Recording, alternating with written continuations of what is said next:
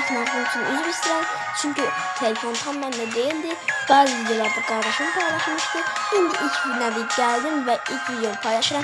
Bugün 1000 kupa buluşun son videomdu ve kardeşimle beraber gelen kimi 12 prestij vermişim ve 13. prestij vermişim. Hazırsınız.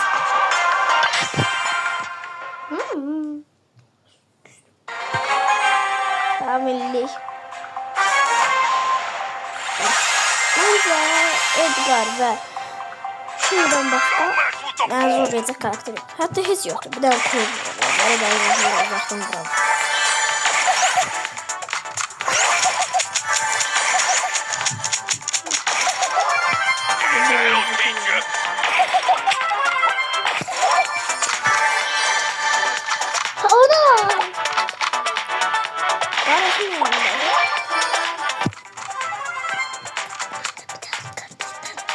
Daha mellik.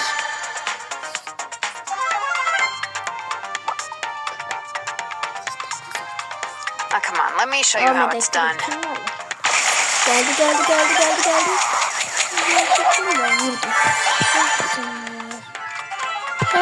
Size söz demek istiyorum kardeşim. Görün ne oluyor.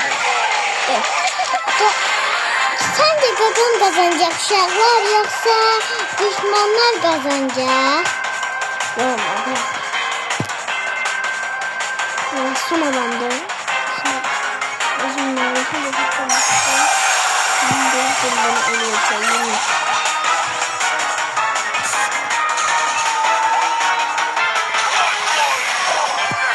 Neyse ikinci oldu ama burada mı yenilir yazıldı? Ya Min kupa bunun animasyonları bu bozuk.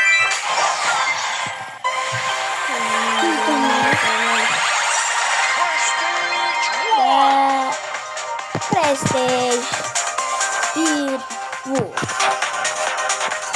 Sağ olun. Bir dakika size son bir şey de göstereceğim.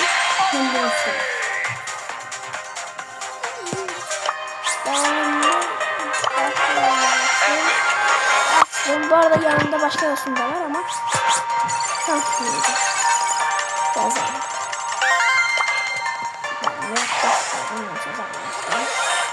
Güzel bu.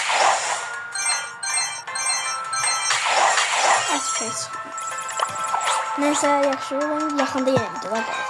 Sağ olun. Abunə olun, like atmayı da yaddan çıxarmayın.